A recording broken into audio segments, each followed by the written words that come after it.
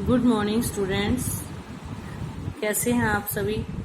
आशा करती हूँ आप सभी स्वस्थ और आनंद में होंगे। सभी अपने घरों में रहिए और अपने आप को सुरक्षित रखिए। समर वैकेशन आपकी अच्छी बीती होगी। तो समर वैकेशन से पहले हमने 4 चैप्टर किए थे। आज हम शुरू करने जा रहे हैं 5th चैप्टर बसंत बुक में से। आपकी इस जो सिचुएशन की वजह से आपकी जो पढ़ाई में प्रॉब्लम्स आ रही हैं, तो उस वजह से हो सकता है आपका सिलेबस थोड़ा सा रिड्यूस कर दिया जाए, कुछ कट कर दिया जाए। तो एक बार हम कंटिन्यू करते हैं, फिर उसमें देखेंगे जैसे सीबीएसई के द्वारा दिशा निर्देश दिया जाएगा, जैसे गाइड किया जाएगा।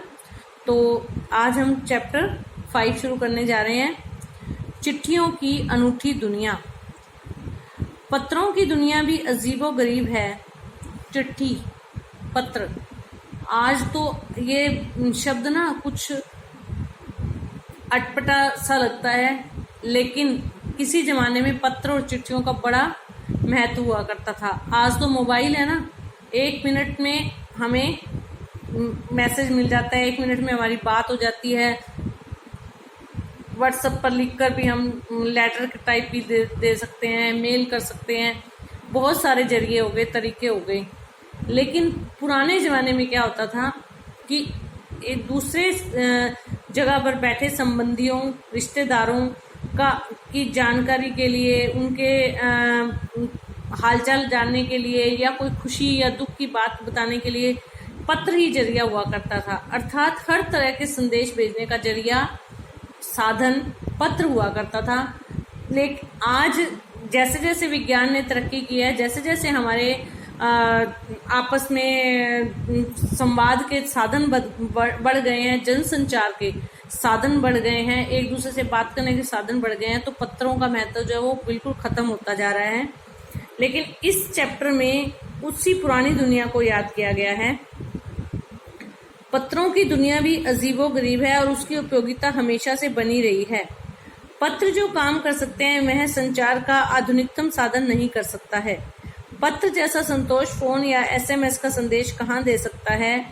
पत्र एक नया सिलसिला शुरू करते हैं और राजनीति, साहित्य तथा कला के क्षेत्रों में तमाम विवाद और नई घटनाओं की जड़ भी पत्र ही होते हैं। दुनिया का तमाम साहित्य पत्रों पर केंद्रित है और मानव सभ्यता के विकास में इन पत्रों ने अनूठी भूमिका निभाई है। पत्र के द्वारा एक दूसरे की कुशलक्षेम, मतलब एक दूसरे के बारे में भी पता कर लेते थे। कोई संदेश देना होता था वो भी दे देते थे। तो कहते कि आज मोबाइल का एसएमएस का संदेश वो संतुष्टि नहीं दिला सकता जो एक पत्र दे सकता है। पत्रों का भाव सब जगह एक सा है, भले ही उसका नाम अलग अलग हो। पत्र को उर्दू में खत, संस्कृत में पत्र, कन्नड़ में कागद, तेलुगु में उत्तरम, जाबू और लेख तथा तमिल में कडिद कहा जाता है। पत्र यादों को सहेज कर रखते हैं। पत्र की एक खासियत है कि अगर वो पत्र अच्छी याद से जुड़ा हुआ है तो उसको हम सहेज कर, मतलब संभाल कर रख लेते हैं। तो फिर कभी भी हम उसको देखते हैं तो हमें वो मेमोरी याद आ जाती है, वो घटना याद आ जाती है। तो पत्रों को सहेज कर रखा जा सकता है। इसमें किसी को कोई संदेह नहीं है। हर एक की अपनी पत्र लेखन कला है और हर एक के पत्रों का अपना दायरा। दुनिया भर में रोज करोड़ों पत्र एक दूसरे को तलाशते तमाम ठिकानों तक पहुंचते हैं। भारत में रोज 4.5 करोड़ चिट्ठियां डाक में डाली जाती हैं, जो साबित करती हैं कि पत्र कितनी अहमियत रखते हैं।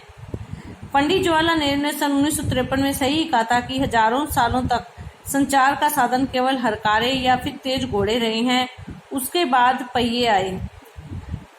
हजारों सालों तक संचार का साधन मतलब संदेश भेजने का साधन हरकारे या तेज घोड़े। हरकारे होते थे दूत, किसी व्यक्ति को, राजा लोग जो है ना, दूसरे देश के राजा को संदेश भेजना होता था, या किसी की पुत्री दूसरे गांव में शादी हुई है उसको संदेश भेजना होता था, तो वो दूत को भेजते थे। उसको बदले में पैसे दिए जाते थे और खाने पीने का सामान दिया जाता था। काफी लंबे समय तक ये प्रक्रिया चलती रही। दूत के द्वारा और तेज घोड़े के द्वारा संदेश भेजा जाता रहा। फिर पहिए का आविष्कार होने पर रेलगाड़ी का आविष्कार हुआ और फिर क्या हो गया, तार।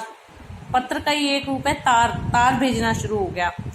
तार ने रेलों से भी तेज गति से संवाद पहुंचाने का सिलसिला शुरू किया।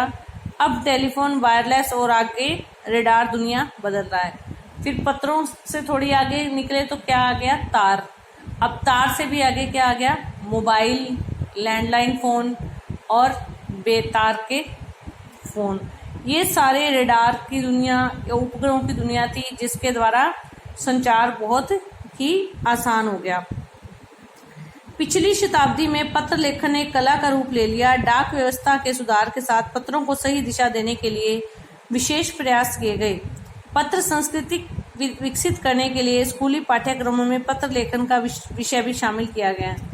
अब पत्र लेखन की कला खत्म ना हो जाए, इसलिए आप लोगों के सिलेबस में पत्र लेखन जरूर रहता है, ताकि आप लोगों को पत्र लिखने का तरीका हमेशा बना रहे। भारत ही नहीं,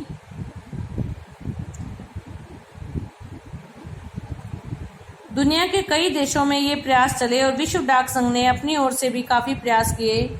विश्व डाक संघ की ओर से 16 वर्ष से कम आयु वर्ग के बच्चों के लिए पत्र लेखन प्रतियोगिताएं आयोजित करने का सिलसिला सन 1972 से शुरू किया गया। यह सही है कि खास तौर पर बड़े शहरों और महानगरों में संचार साधनों के तेज विकास तथा अन्य कारणों से पत्रों की आवाजाही प्रभावित हुई है, पर देहाती दुनिया आज भी चिट्ठियों से ही चल रही है। फैक्स, ईमेल, टेलीफोन तथा मोबाइल ने चिट्ठियों की तेजी को रोका है, पर व्यापारिक डाक की संख्या लगातार बढ़ रही है। कहते ठीक है, मोबाइल से, टेलीफोन से पत्रों का स्थान जो है वो थोड़ा सा कम हो गया, लेकिन व्यापारिक पत्र अब ये वैसे के वैसे ही हैं।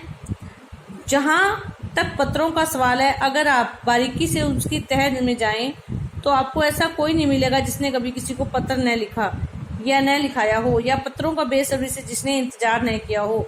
हमारे सैनिक तो पत्रों का जिस उत्सुकता से इंतजार करते हैं उसकी कोई मिसाल ही नहीं। एक दौर था जब लोग पत्रों को महीनों इंतजार करते थे, पर अब वह बात नहीं। अब हमारे जो सेना के जवान हैं अपने घर से इतनी दूर हैं, तो घर के लोगों का अब तो मोबाइल है, लेकिन उस समय पिछली शताब्दी में क्या था, घर का हालचाल पता करने के लिए माता पिता ठीक हैं, बच्चे ठीक हैं, तो इसकी जानकारी किससे मिलती थी, पत्र से। और जब पत्र आता था तो वो लोग एकदम खुश हो जाया करते थे कि हमारे घर से पत्र आया है, परिवार के बारे में जानकारी मिलेगी। अब परिवहन साधनों के विकास ने दूरी बहुत घटा दी है। पहले लोगों के लिए संचार का इकलौता साधन चिट्ठी थी, पर आज और भी साधन विकसित हो चुके हैं। पुराने समय में संचार का साधन केवल चिट्ठी थी, इसलिए इसका ज्यादा प्रचार रहा। लेकिन आज क्या है, संचार के और भी कई साधन हैं, इसलिए चिट्ठी का, पत्र का महत्व घट गया है। बाकी चैप्टर हम कल कंटिन्यू करेंगे। धन्यवाद।